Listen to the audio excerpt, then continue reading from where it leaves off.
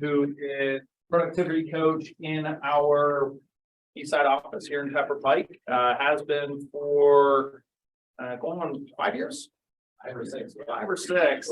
Licensed for about 17 or 18 years, investing for the last 20, and is a huge resource to all of our agents, right? If you are not in the productivity coaching program, if you haven't worked with Eric previously, I will just go ahead and volunteer his time, talent, but not his treasures. I don't know that he'll fund any trips anytime soon, but I'll volunteer his time and talent to everybody, as he is a great example of our culture, a great leader in our company, and very excited to have him talking about this subject matter today, which is getting one more deal.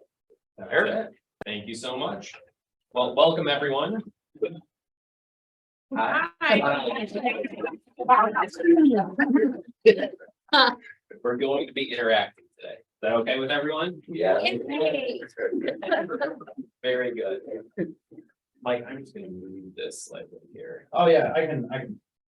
You're all just know we're recording. So show of hands, who's been through one more deal before? Was anyone there when it was at my house? Yeah. A couple of times. Couple of you? Well, I'm glad you came back. So we're going to be going into a couple of different things that we think we'll see this time of the year. What do we normally see from agent productivity and agent count this time of the year, do you think, traditionally? Goes down. Why does it go down? People will say they don't want to sell in the wintertime, or they don't want to move in the wintertime. Mhm. We think people think so, they don't want to do. Yes, yeah. Andrew hit the nail on the head with that one, absolutely. What else? Holidays. Are there more distractions this time of the year than any other time during the year, right? Sure. It seems like there's a slowdown, and I always say, and I actually had this from last year, but it was November 25th last year, it's November 24th this year. From that date, which is Thanksgiving, through about March, our offices are ghost towns. We used to have something called a pro time clock over here, and it showed a clock, and that was like pretty much from the end of October through March, like agents were typically checked out, but the agents who were here were what? Working. They were the pros. They were the ones that were actually working, and no matter what, they show up. We often see this change because who is holding us accountable? Just ourselves. Nobody really. Unless you have a team or a coach or an actual reason that you need to get things done, often the distractions will pull you away from the business. So we're going to talk about how we can get past that. Now, this session is normally 2 hours long. We're going to be cramming it into about an hour. So I'm going to be speeding up. Maybe we'll have some time at the end for some questions. Yeah, I want everyone to write down 3 bullet lines to start off. Those are what we're going to call aha lines. If we have time, I want us to be able to share ahas. How many of you have had great ahas when meeting in travel at the work of the time you were called on? Many of us, right? Now, anytime I go to a session, I'm trying to remember, I'm going through it going, if I can implement 1 or 2 items from even a 2-hour, 3-hour, or even a 7-day session like Bold. I've been through Bold multiple times. Anybody else been through Bold multiple times? We go because we're looking for 1 more item or 1 or 2 more items that we can actually implement. So yeah, if you are feeling like you're getting pulled away towards the holidays, or you're feeling a slowdown, or maybe the weather, has anybody been affected by the weather, like mentally? Right? A little different than it does feel like in June, July, August. So if you're starting to feel that, the question that I have for you is, are you going to try and finish strong this year? Is that your intention? Or are you going to slow down and go, you know what, I'm just going to relax into the fall time? So, so a couple of questions that we have to answer first off. If you are going to be pouring it on a little bit harder, what would it look like if you did pour it on for the next 30, 60 days? What would your Christmas look like? What would your January, February look like? One more deal, the reason why it's called this is that like $3,000 or $5,000 around Christmas time, like an additional on top of your income, make a big difference in those people's lives, right? If it doesn't in yours, you can give it to the Chase Group and let them buy a bunch of turkeys with it, No, right? We can figure out a way to do something. What are the experiences? Kobe Soder talks about this all the time. What are the experiences you want to have? It's not about just gaining a bunch of money. Maybe you want to donate it. Maybe you want to have an experience of Kobe buying a BMW and taking his wife down the street in a convertible for the first time years ago. Like, what is it that you want to do? So let's take a moment, like, what are some actual items that you would do if you could get, let's even say if it's one more deal, that's fine. If you have 5 more deals you want to get, we're going to talk about how an agent actually did this years ago and they actually found $40,000 plus by the end of the year. Let that sink in. So if you're listening closely, we're going to hit that. But what are a couple of items, and we're going to share those. What are a couple of items that you could do by the end of the year if you had an additional, not what you're already getting? If you already have 3 pending, I don't want to hear what you're doing with that 3 pending, an additional $3,000 to $5,000. I'm averaging per commission. Take a moment and think about that.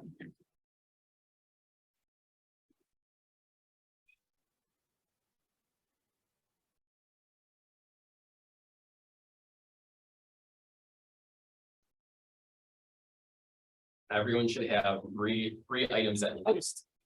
So while we're thinking about it, some of you already know what those items are. Go ahead and share what you have.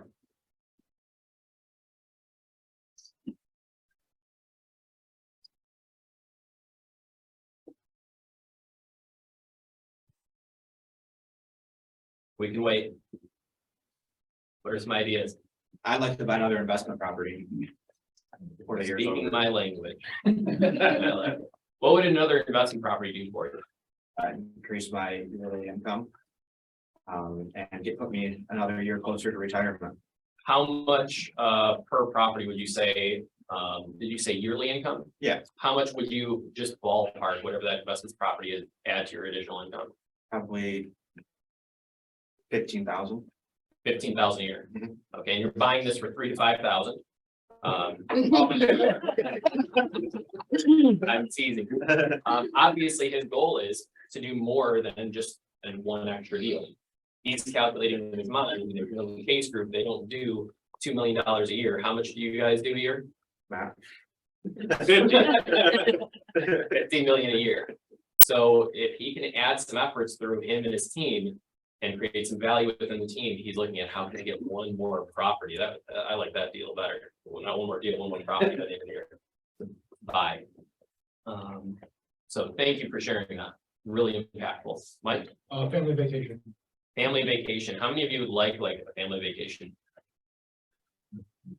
What I love about this, Jennifer Galetti was one of my first coaching clients, and she goes, Eric, I can't go to family reunion. I said, is that true? And she goes, no. She goes, I probably could, couldn't I? And I said, how many units would you have to sell to go to family reunion?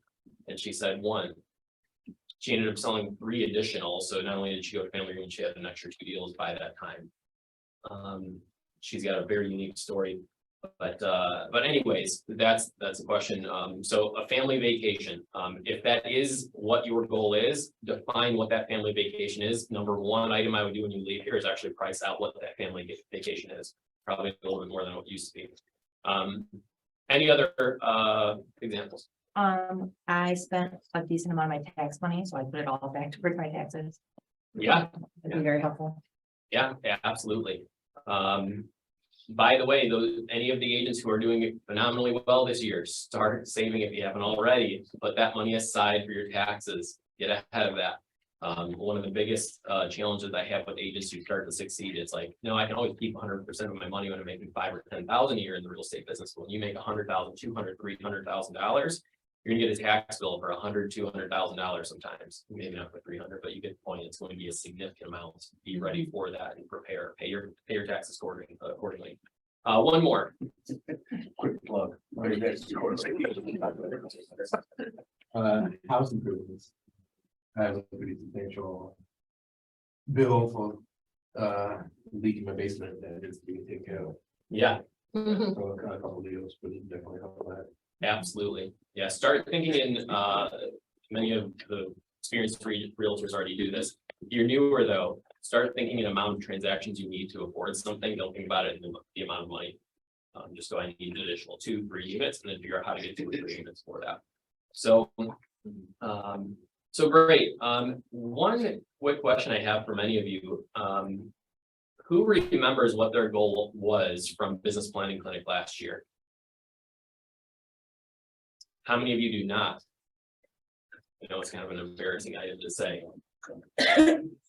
Appreciate the honesty. It can be a little bit challenging if we don't remember our goals, keeping them in front of you. So my point being is make sure that you're documenting these notes. You should all have a coaching notebook of some sort. A notebook that you can go back and reference and go, what did I actually dedicate myself to and how can I keep that in front of me daily? So moving on, we're going to go a little bit out of our normal flow here because of the amount of time, yet it's still going to work just fine.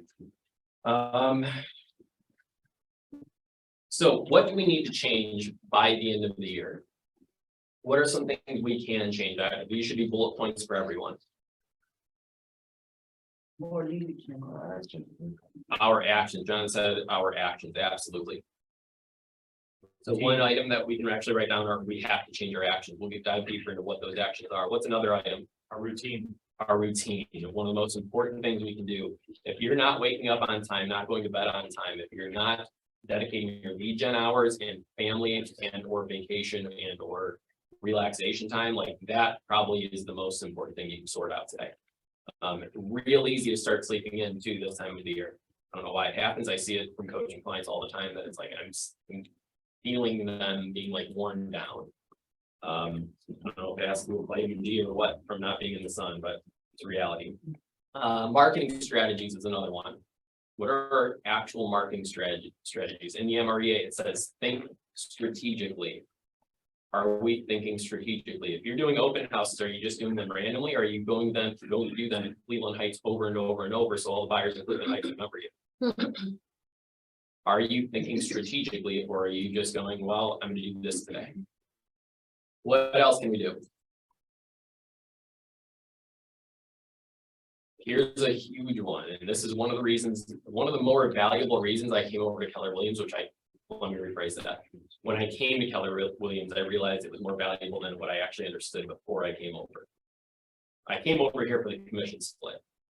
What I realized was this was much more important. It's the people you spend time with. Now we say on our wall back there, God, then family, then business. One of the things you should be asking yourself, is that actually the way your calendar would look if I saw your calendar? If you actually believe that statement, is that the order that we're having, or are we taking our family out or God or whatever time that we're supposed to be having first? Are we taking that out of our schedule first when we get busy? So scheduling not only time, but also who are we spending it with? Gary Vaynerchuk has the 3+3 - 2 rule, meaning he wants to add 3 people that he wants to spend time with and take 2 people out that are not helping him. Who are you spending time with that are energy drainers? You really need to be thinking about that.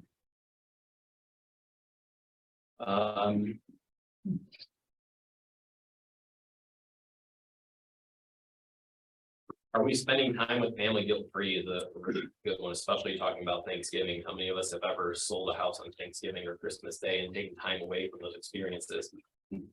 We've all been there, and we're missing out on some of those experiences with our family. So making sure we're spending the time when we should be with the right individuals. What are we doing with the money we can make, or that with the money that we are making? Are we investing it properly? We can change that around. How many books, how many of us want to read a book that we haven't read yet? Are you spending the time for that? We should really be considering that. Any of you who have heard me speak before know I'm a huge advocate of any type of podcasts. Listening to those are exposure. Jeff Glover talks about it all the time. If you want to be great, somebody asked him, how do you get where you are, Jeff? And he goes, number one thing you have to do is get more exposure. And I thought he was talking about like putting up billboards. That's not what he's talking about. He's saying be around the people that you want to be like. Learn from them because they see the world in a different way than we do. So these are just a couple of different items that we can talk about yet. Let's get into some exercises on how we can move forward here. So, what was your goal, or what's your goal by the end of the year? How many units do we want to sell? Let's actually establish that right now. Are you looking for one more deal, two more deals? The Chase Group is selling another 30 homes now and buying another house. How many units do you actually want to sell in addition to your current pending and current inventory that you already have? So write that number down. Now, we're going to be talking about actions, and also the concern I have around affirmations. Who's had affirmation before? What are some challenges that we feel around affirmations? They don't work. They don't work. I remember hearing a bold one time. I don't remember if it was, I think they were like having us all say like, I'm a listing machine or something like that. And there was an agent in the back of the room. My first day, it was actually when I met the person that brought me over here, and he brought me to Bolt, and I went into the back of the room. They were all saying, you know, I'm a listing machine, and this it was like just completely mocking it. And I'm going like, there's absolutely nothing that you're getting from doing something like that. And I also heard something, affirmations without action are the beginning of what, do you think? Failure. That's very close. I actually have written down delusions. Affirmations without action are the beginning of delusion. I am a listing machine, and you take no action toward that, you are now starting along the path of being delusional. So Tony Robbins had a big thing in one of his events where he talks about incantations of actually like believing what you're saying. And it's not so much the secret and the esoteric side behind that. It's really understanding that you're creating a vision in the future that you are going to align your actions along with. That's why those affirmations work when you actually take action behind them. So I wrote down a couple of examples of what to be concerned about with your self-talk. And that's first off of like, I have what we call fun and real life affirmations of what we should be having yet. So something that would be fun would be like, I will quit my job. And then I want to think about that. Real life, we should really be considering, I will write a letter to my employer with a 2-week notice.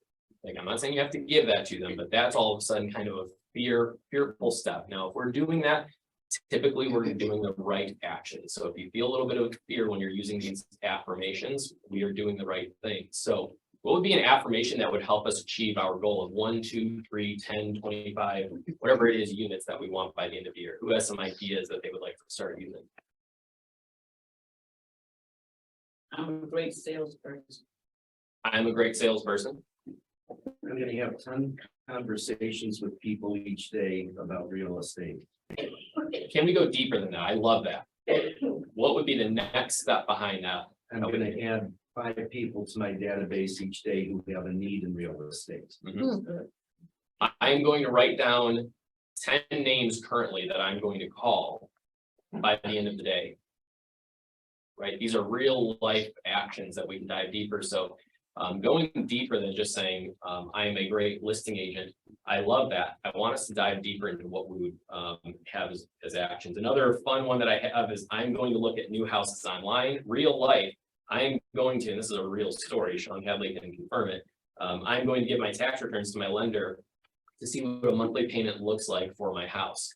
That was there's a whole bold story behind that of the house that I currently live in. I actually wrote a letter to myself in bold, and the coach actually came over to me and he handed me an envelope and said, you know, write your address on there. And then he went around and he goes, if you're going to actually move on your letter, he goes, you shouldn't be writing your old address down, which we all naturally did.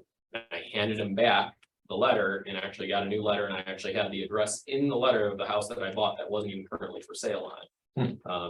A year later, I ended up buying the house, and well, less than a year later, yet it was literally 3 days after I gave my tax returns to Sean Hadley. The house wasn't even listed yet. I gave him the tax returns. They see him peeking around the corner going, yep, I remember that. He was sitting right over here. And we ended up getting everything in alignment for that. So actually doing real life scenarios to get you set up. So let's get into some actions here. So we're gonna take some time to write this list and just see here. So how many of you, let's start here. How many of you have an active pipeline for the amount of buyers that you currently work with? Now, this is a list that you could actually physically show me of a list of individuals you believe will transact with you in the next year. And it's okay if you don't have that. Raise your hand if you do. Okay. Chris, do you mind if I call on you? Sure.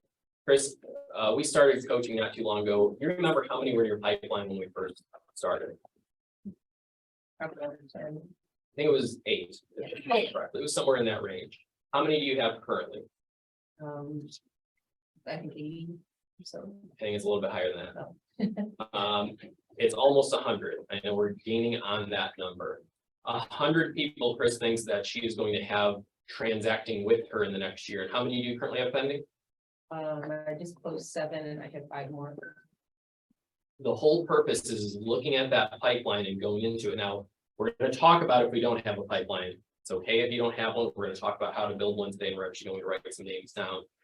Yet, for an agent like Chris, what I would recommend we all do, and we can start doing this right now. Now, Chris, you won't be able to get through all 90, 80, however many that we have. Yet, I want you to go through that first list and go, okay, what is the next action I can take? I want somebody to volunteer and give me an actual name, and we'll walk through this process. Actually, why don't we do this? Who wants to volunteer? We're actually going to write down a couple here. Not everyone at once. Colleen, thank you so much. I'm not going to ask for actual names. We're going to just do a quick rundown of these. We're not going to use the actual names because we've got a whole room of realtors that'll call your buyers or sellers. Probably I know we wouldn't do that. Yeah, let's give some initials and I'll give you an example of what you can do on your own time. So we can do this one-on-one if anybody has questions. Colleen, how many buyers do you believe are going to be able to, first off, in your pipeline that would be willing to transact with you? Let's see, we are November 1st. So really go under contract in the next 30 days. Let's start with buyers. 13. How many? 13. 13. So that's quite a few. All right, say 5. All right. So what I would do first. You just lowered your goal. That's something I like. Perfect. So give me an actual name though of the buyer. Joe and Mary. Joe and Mary. Do you have another one that you can give me? Initials are fine. Brad and Becca.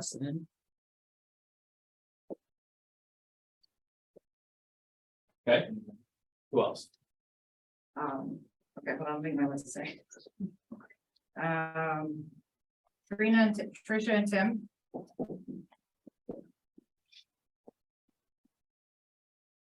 Reen and Joe. Rena. Reen, R-E-A-N. Okay. And Jim and Mo.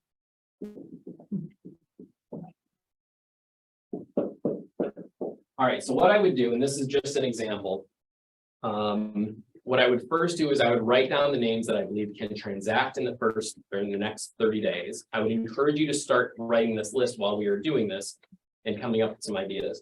So I'm assuming you've been in touch with all of them in the last week, 2 weeks, something like that, depending on where, maybe they were on vacation or something. Yet, I'm first asking, what would be the most valuable thing that I can do for Joe and Mary? Is there something that comes to mind that maybe they want to see more homes?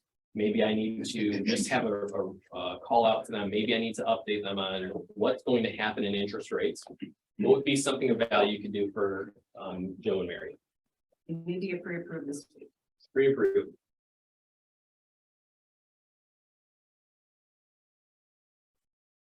Why would that help them? Because they found a couple houses in Lakewood that they want to look at, or to be right an offer on, and they're kind of jumping ahead of the game. So we've all been there. What we And just can't, due to his schedule, sorry, let me preface this, because I don't take out pre-approved. sure, He has, it was expired and he was out of town, so now that he's back in town, he wants a local one. perfect. Now, I'm always asking, if any of you know Taylor, my assistant, we always go through our pipeline in the morning of pending deals, I should say. We go through our pending deals. And often we will be all caught up with what we need to do. And something we learned years ago is there is always something to do. So once we go, Eric, once she tells me, Eric, we're all done. We've got the earnest money in, we've got the inspections done, we're all set, ready to go. We then ask ourselves, what is one thing that we could do that would help this person? And often we're going to find something. So Sean, would it be helpful for someone to do a fast track program? Yes. So who knows what a fast track program is with cross country specifically? 2 or 3 of us. Sean, briefly, what is the advantage to someone by doing a fast track? It's kind of upgrading the pre-approval, getting it fully underwritten through back office. So it basically allows for quicker closing after the fact, also allows us to lock their interest rate while they're shopping if we want to, and just makes them almost a cash buy. Okay, and if, do we believe interest rates are going up or going down? Just a general rule of thumb, are they going up or down? We think that they're going to be going up. So if I can close a buyer 2 to 3 weeks earlier and actually negotiate quicker, would it be helpful for me to not only just set them up and say, call Sean Hadley, but call Sean Hadley, call the buyer and say, why don't you meet Sean tomorrow at 2 o'clock and he'll go through the fast track program and get all the documents in ahead of time. So literally, in my opinion, if I receive that, and I'm sure Sean would be willing to call you a seller, Sean or Chris would call the buyer on the other, the seller on the other side, and explain that the fast track program is practically as good as cash, besides the appraisal. Which are appraisals an issue right now? Really not issues like they were 6 months ago. So literally, if you have a cash deal that you are going to go up against, so if you have a cash buyer and Sean's deal, you're seriously going to consider what Sean has to offer with that cash against the cash offer. So there, what I would be doing is I would be going to Joe and Mary and having that consultation with them. Including that's my next step, because what's Joe and Mary going to feel when I do that? They're gonna appreciate it and they're gonna know I care. We need to be caring more about our clients' problems than we do our own. I want you to think about that. We need to be caring more about their problems than we do our own. So we're finding something with every single person to reach out and say, would this actually be helpful? And by the way, would it be helpful to have them locked in at a lower interest rate or a higher interest rate? A lower interest rate. If they take another 2, 3, 5 weeks to buy a house, sometimes just this method of getting that pre-approval done can get them going, hold on, what are these numbers? Something else that I would highly encourage them to do, I would actually break down what interest rates would look like by doing a quick mortgage calculator calculation, figuring out, okay, at 300,000 at today's rate of 7, and if they went up to 7.5, here's what your monthly payment looks like. We did this for our buyers last year when the interest rates, and I never thought they would go up this high, yet I was confident they wouldn't go any lower when they were 2.25 or whatever they were. We did this at 2% and 4%, and it was shocking. This is why obviously we had a inflated market. Yet even when prices went up, we painted the picture for them for what it looked like. We showed we cared. Remember the 3 pillars that we're always trying to build on with our clients that they will always work with us on. Do they know we care about them? Do they know we can help them? And do they, as Jess said, do they trust us? If you can get any client, it doesn't have anything to do with them liking you. If you can get those 3 points apart, those 3 points across to your clients, they're going to work with you. So I would go through this entire list. Let's hit Fred and Becca and we'll just hit some ideas. So for the next 3, it's all the same. It's an inventory issue. So I reminded them today's the first of the month. The expireds are an all-time high. So one is Pepper Pike, one is Madison, and the one is Gates Mills. So I assured them that by going through expireds, which is a good opportunity on the first day of the month, it's easy to find expireds in your market, as well as the top agents that are selling. If there's maybe potential listings that are coming up. You're going to see that often we have the groups of people in our pipeline that we can say, we can just categorize this and help them out. How many of you have ever sent expired listings to your clients before, your buyers? Show, don't just tell. actually email them and say, in the last 5 years, here are all of the expires, please cross-reference to see if they actually sold or not. Don't send like a 5-year-old list that the house may have sold 3 times already. But just check and see if that house is listed. Does that show that we care, help, and that we can trust? By the way, would that allow you to possibly double end the deal? Who's called expires before? What's the first one of the first things they ask us? You have a What's buyer. your Do you have a buyer? And guess what? You have that great line of, yes, I do. I'll come over tomorrow at 2 o'clock with them. What are some other ideas for buyers that we could actually give this time of the year?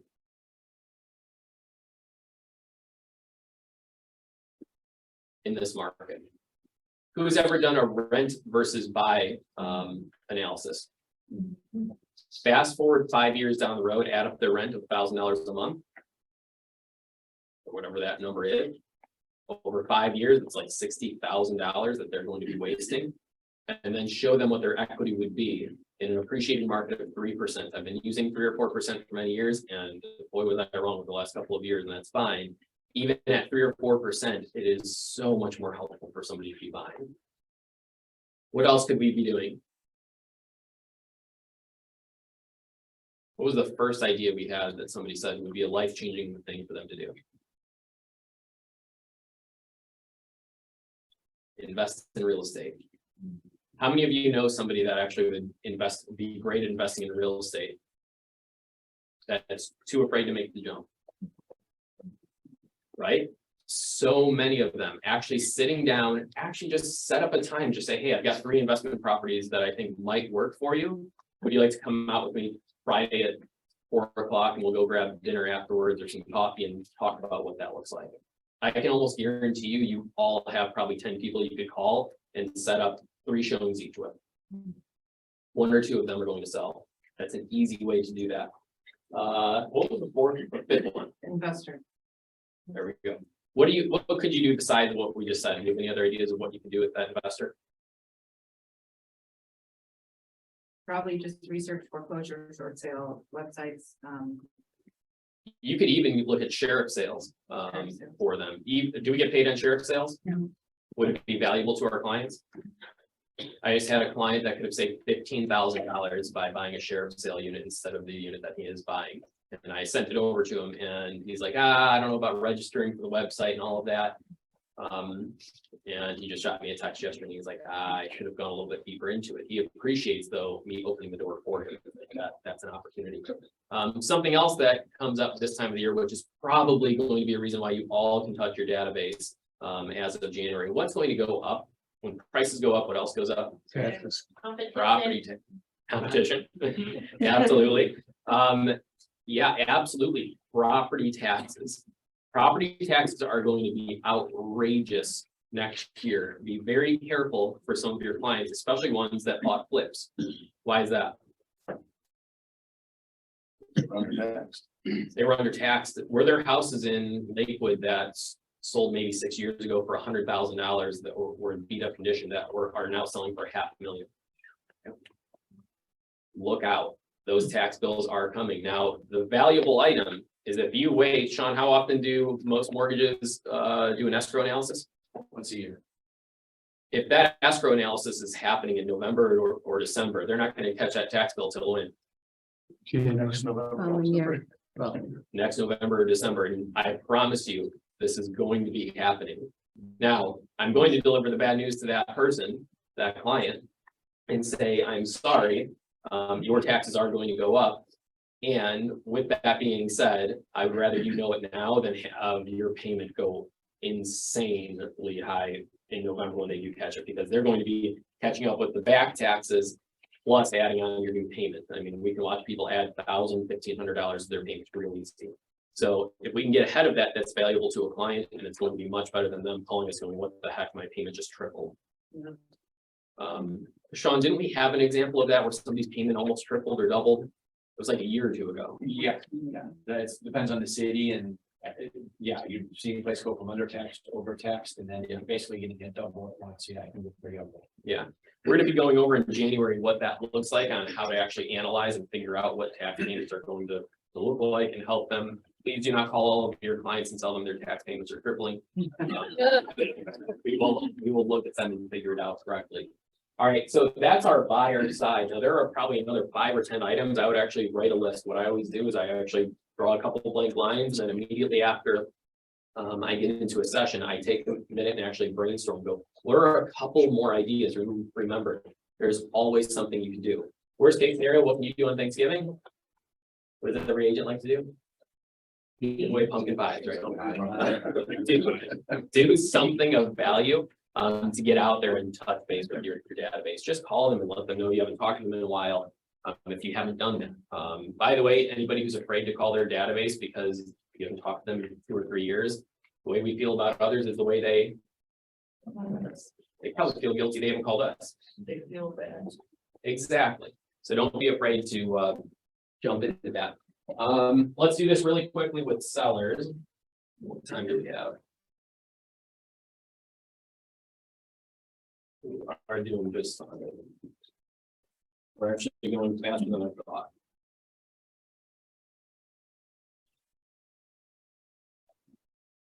Remember those aha lines. Be filling those in so we have time to share those and dive deeper with it. How many of you have ahas already? Good. Keep writing them down. Colleen, what are some sellers names that you have coming up? Missy and Jen, I'll give you 2. And Pat. And who else? Pat, What would be something of value? What is a problem they have going on that's keeping them from listing? oh, I'm sorry, these are listings. These are listings you already have. They're coming on. Okay. So maybe We were looking for pipelines, so ones that are like not quite there yet. And we can give examples if you want to give me a name if you don't have them in front of you. So Belinda, I'll pick Belinda. She is, she needs to buy before she sells, and that's the challenge. She went through a divorce. All the kids are gone, and it's time to sell a big family home, but there's nowhere to go. Nowhere to go. Okay, She specifically wants Aberdeen and got it. So Aberdeen and Highland Heights. So what's something, our problem to help this individual is very similar to that last list. What is something that Colleen could do right now? I love it when we have like specific communities, especially something as small as Aberdeen. What's something that she could do? Circle dials. Circle prospects. We're not. Thank you, everyone. What was that? What did you say? I said, thank you, everyone. Yeah. Or just stay for it. Mailers. What type of mailers do I like when we're dealing with a specific community? Recently sold. Recently sold, we could do that. How about buyer need The golden letter. for golden letter? Tell us what the golden letter is. I've heard it a couple of different ways. Tell us your golden letter. Just let, send a letter out and let them know that you, were they interested in selling and you have someone that maybe want to buy their home. So we used to do these letters all the time where we would send out a letter of like 3 buyers that we have for a specific community. And we would say, this buyer is looking in your community. They're pre-approved. We started giving banks names, and then we realized sellers were like calling those banks for the buyer information, and it didn't go well. So we would just say they're fully pre-approved or they're a cash buyer if they were. If you're looking to sell your home, please contact us. Why has that been a little bit tough over the last 2 years? There's an open market. Nobody cared about those. They're like, yeah, no duh, Eric. We've got 40 buyers knocking on our door every day, and our house is even up for sale. So those letters will be coming back.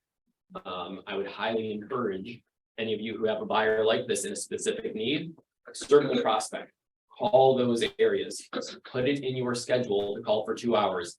Are you going to get a lot of no's? Yes. Yes, Absolutely.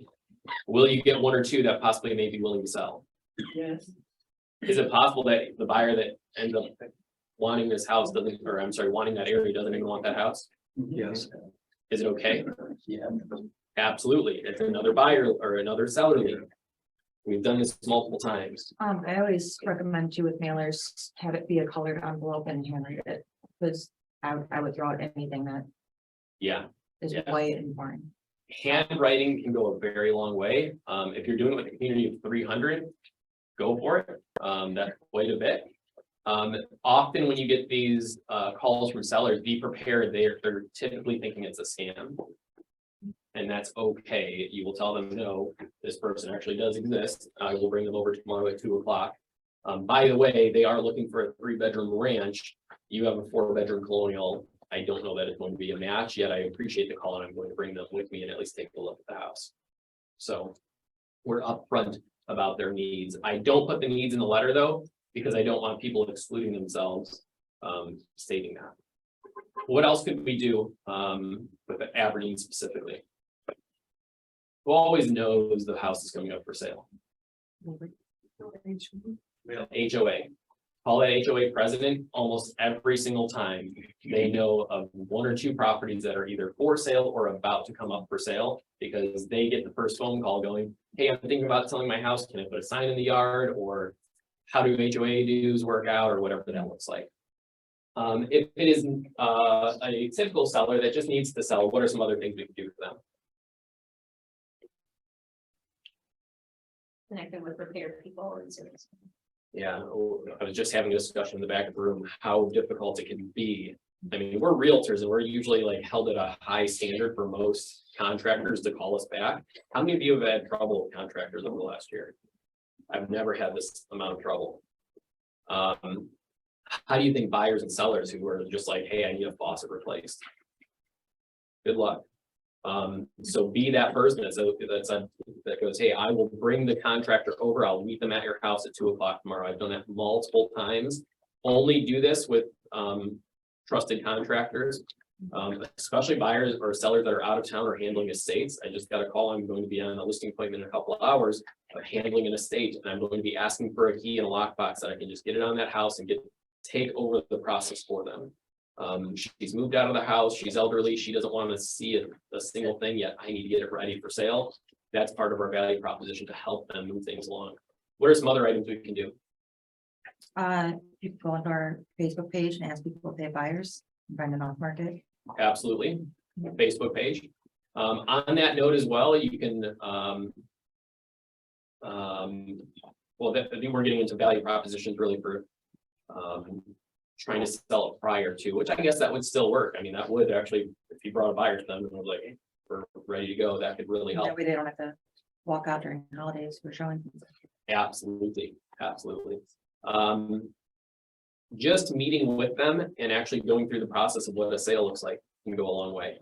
The purpose is to find the reason. You need to get on the phone with them and see if you can solve their problems. We have to get going on this. Don't just wait for the holidays to come and go. There's a whole thing that we do on holiday scripts of how to overcome objections.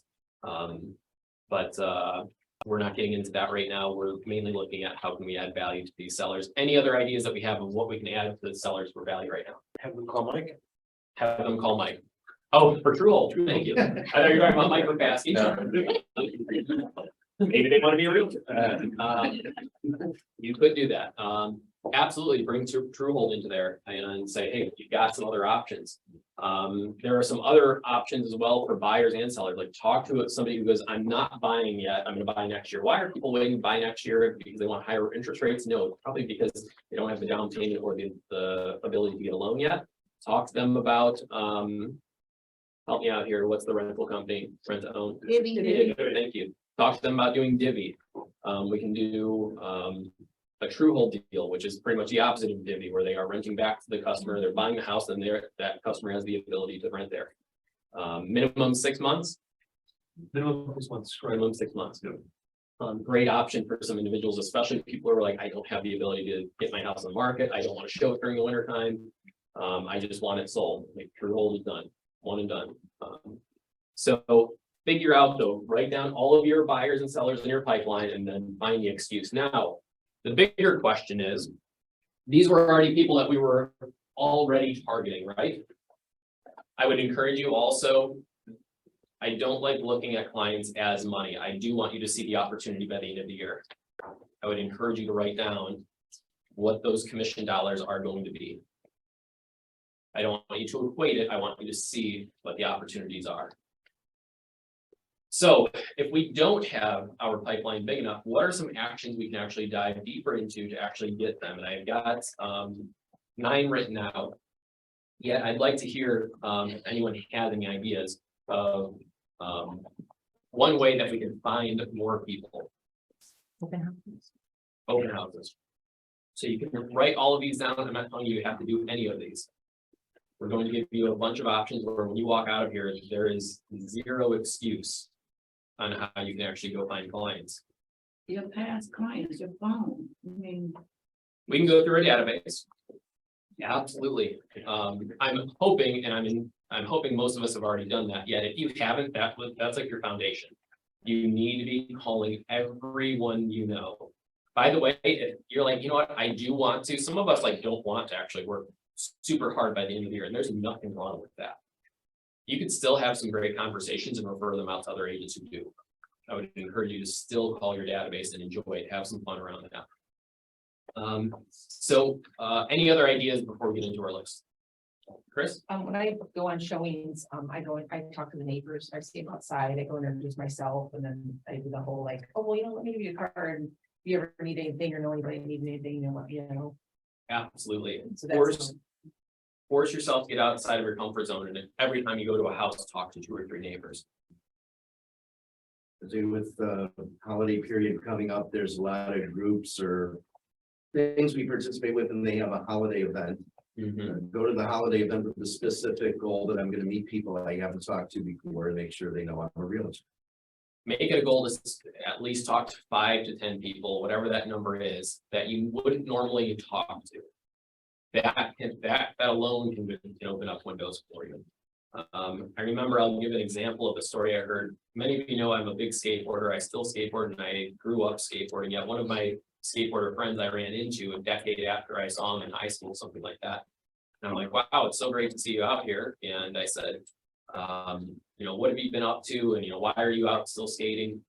And he said something that was really interesting to me. He goes, Eric, I don't feel like skateboarding every day anymore. Because yet I force myself to get out here and do it because I don't want to lose it. And it's something for him to keep physically fit with. That's the moment that you're making a subconscious decision that you're going to force yourself through that. And that's those 5 conversations. That's talking to the 3 neighbors. Right. I just had an idea for next year as well. All right. So here are the other list. Maybe we're going to be repeating some of them. First off, look through your phone. This sounds very simple. Yeah, we're going to start with the basics. Look through your phone and ask yourself, who do we know that may be looking to buy? I almost guarantee you at least somebody that is in your phone has probably mentioned something to you that you forgot about. Top agents, probably not. Newer agents, there's probably been a conversation that happened in the last year or 2 years where they're like, oh, you're getting into real estate? You need that memory jogger. Number 2, what agent do you know that retired out of the business that you could have a conversation with and grow that relationship with and ask them if they have any referrals? Retired agents have so many people that they just let fall off by the wayside. So talk to those agents and see if they have anybody that's looking to refer. Actually, that exact scenario where I have a listing point today was from a conversation I had Thursday. I talked to a broker that's no longer in the business, and I got a referral today. I'm sorry, a referral yesterday. So come list me. Number 3.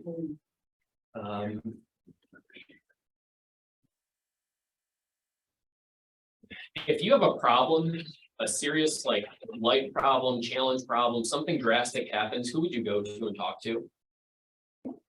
Call that individual. What's that? your coach. I appreciate that. I want you to ask yourself, or I want you to call that person. Chances are other people are relying on them as well. Get in their mind because they're going to be referring you business. Are all of these ideas going to work for you? No.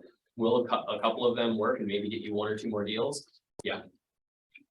So think about who that person is. You might have 3 or 5 people who are super resourceful. I've got one person that was a mentor of mine and I'm very close with. Everyone goes to him for problems. Literally, they'll call him before they call it their attorney. And never went to college. I don't know if he graduated high school, but he knows how to solve issues. He's that person. And he refers me probably $1 to $2 million of business every single year. See how you can help them. Also, anyone who's just very social, call them and make a moment to actually go out and do something fun with them. Ask them for actual business. Go through any of your contacts. How many of you have referred business to someone over the last year? Contractors, carpet companies, plumbers, electricians, whatever. Call all of them. They're the easiest people to ask for referrals from. Why? Reciprocity bias. Yeah. They're going to feel, you're not going to even hesitate to ask them. You gave them, I had one contractor, I probably gave them $2 million of renovation work. That's going over like probably the last couple of years, 3 or 4 years, but it's been ridiculous. And every time he talks to me, he's almost like feeling obligated. He actually came to my house and did a bunch of work at no charge for me, which was really kind of him. What else? Here's a good one. What past client absolutely loves you? You may have forgotten about the client that if you've been in business 10 years, like John and I have, there might be some people that we had great relationships with and we fell out of.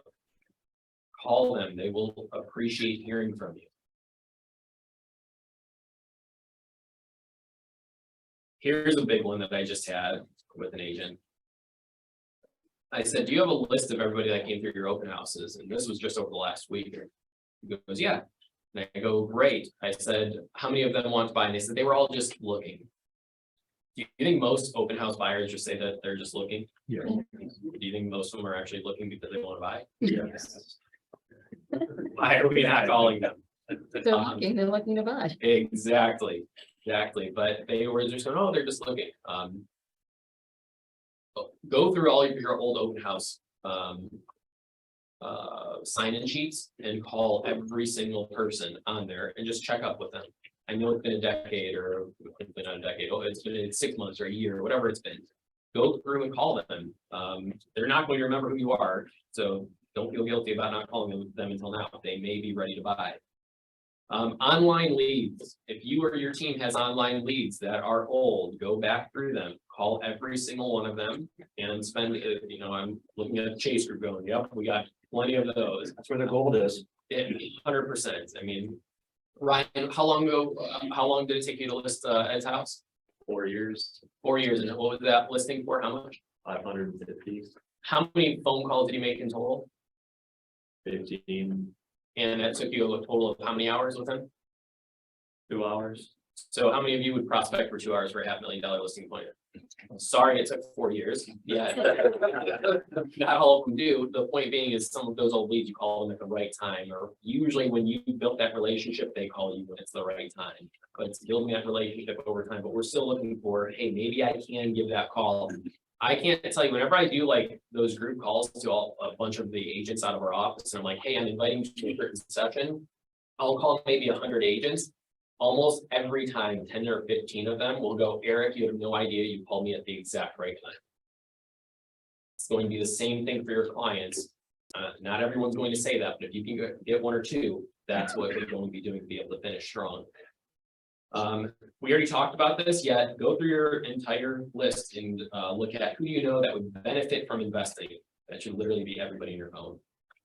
I'm going to make one more thing on top of that, just to make a statement that make sure that they're ready, willing, and able to invest. I know that we do teach how we can buy a house and zero down and all of that.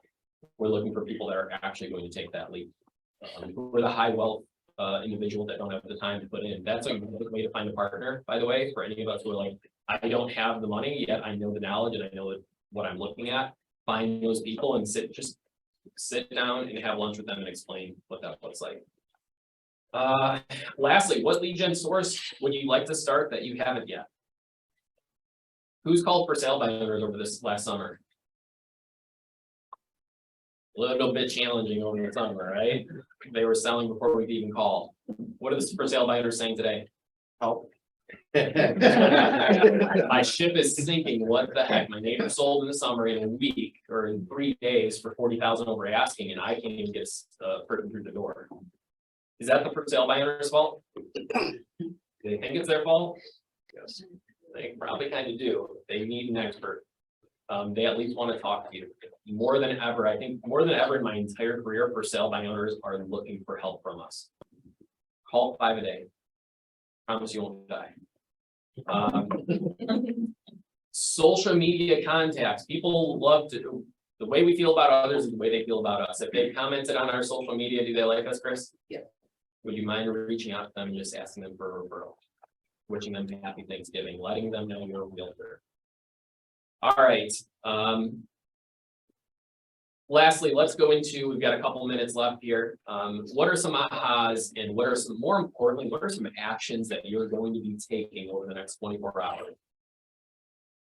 I want everyone to have a couple of actions. I don't want to just be entertaining you up here. I think the fastest, easiest place to start is your suggestions about look at who's in our phone, look who's in our database that we haven't talked to, and maybe those are the first people we turn to see if there's a need today. Absolutely. Something that wasn't mentioned that I actually do, most people don't think to do this, send a Thanksgiving card out to all your clients that bought from you this year or sold with you this year. Say thank you for working with them and then transfer referral in that card, handwritten card. Absolutely. The Booth 6 used to use a line all the time that if somebody asked them for something, a previous client of showing a house late at night or something, they would always ask them, yeah, I'll do it, but it's going to cost you a referral. I encourage you to have that kind of banter with your clients. Mhm. You know, when they thank you for giving them the card, just remind them you're in the business, you're looking for a referral. And do we do handwritten cards to them, or do we just blast out a bunch of flyers? Amazon, you can buy gift cards. Absolutely. So you're not doing some crazy fancy 10-hour program where you're going to be finding a flyer with your name and face and you shaking a seller's hand and doing all this stuff. You're just sending a thank you card or happy Thanksgiving. Absolutely. Thank you. What else? Be strategic in whatever you do. Be strategic. Absolutely. Be strategic in whatever you do. If you don't, this should be a note for everyone who does not have an active pipeline that you can open up and show me. If you don't have an active pipeline, a list of individuals you believe are targets for the next year. I say that specifically, targets for the next year. If you don't have that list, you need to create it. And I know many of you might just go, well, Eric, I only have 3 people or 10 people or whatever it is. I can memorize them. That is the biggest limiting challenge at your glass ceiling that you have. Every time that I have an agent write them down, their 10 turns into 14 by the end of the day. So write those people down, put them into command if you want, whatever you have to do to keep track of them. What else? Affirmations without action is the equivalent of delusion. Yeah. I wrote down too. Yeah. Be careful of illusion. Golden token. I'm gonna write that on my board. Just say it magically happens. Exactly. Back it up with action. Tony Robbins' statement of know your outcome and take massive action. It's another way to say that. Yeah, know your outcome and take massive action. I like that. You just like reversed exactly what we're talking about. The opposite of delusion. What are some actions we're going to take in the next 24 hours that we weren't going to otherwise? I'm reaching out to the people who comment on my social media posts How many are you going to reach out to? today. Yeah. 10 10 today. or more. Perfect. Have that in your schedule and a consistent schedule. One more action and then we'll get out of here. Call all my past clients. Call all of your past clients. This is especially important for any of you agents who have been in the business more than 3 years, because like they can really help out. So I appreciate hearing from you. Thank you so much. I hope this was impactful. Please come to all these sessions. Don't let this weather get you. Keep taking action, and we'll see you all soon.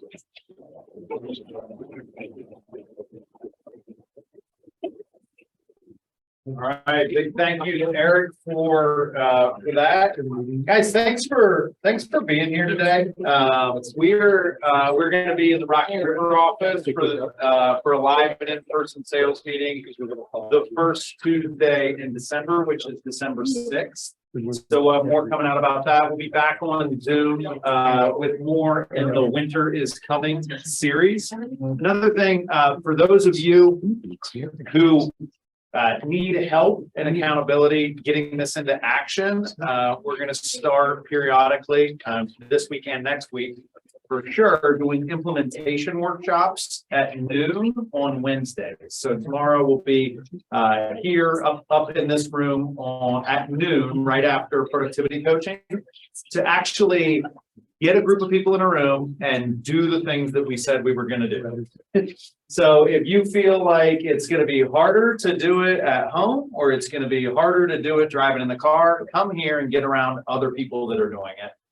And then the last thing that I will say, for those of you who maybe haven't seen or been to a broker's open in a while, those are things that used to happen with great frequency whenever houses would sit on the market for longer than 20 minutes. So every Tuesday, brokers opens are held. We have a list of all the brokers opens that are happening printed out downstairs at the front desk for anybody that wants one. So I encourage you, swing through downstairs, grab a cup of coffee, kibitz a little bit with friends, and then bop around to some brokers opens and see what you can see. But let's give it up one more time for Eric.